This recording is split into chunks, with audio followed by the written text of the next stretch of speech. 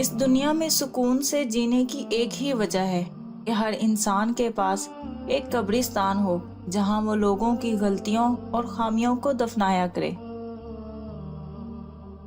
جو سچے ہوتے ہیں وہ تہذیب کے دائرے کا لحاظ کرنا بھی جانتے ہیں اور صبر کے گھونٹ پینا بھی۔ کچھ آزمائشیں اور مشکلات ایسی ہوتی ہیں جن کے ختم ہونے پر انسان کو احساس ہوتا ہے کہ وہ زحمت نہیں بلکہ رحمت کا باعث تھی۔ اللہ ایسے نیک لوگوں سے محبت کرتا ہے جو خوشحالی اور بدحالی میں اللہ کی راہ میں خرچ کرتے ہیں، جو غصے کو پی جاتے ہیں اور لوگوں کو معاف کرتے ہیں۔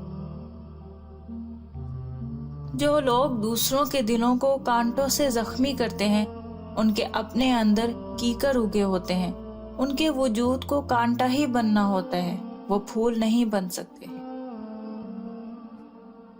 جب آنکھیں نفس کی پسندیدہ چیزیں دیکھنے لگیں تو دل انجام سے اندھا ہو جاتا ہے۔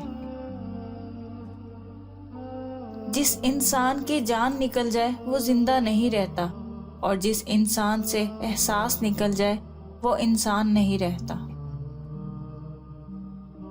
اپنی بے عزتی کا جواب اتنی عزت سے دیں کہ سامنے والا خود ہی شرمندہ ہو جائے۔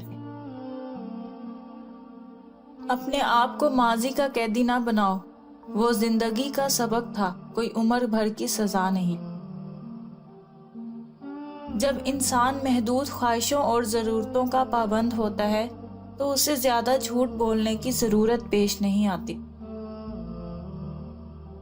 صرف 10% خوشیاں آپ کو باہر کے حالات سے ملتی ہیں، 90% خوشیاں اپنے اندر کے سکون اور احساس سے ملتی ہیں۔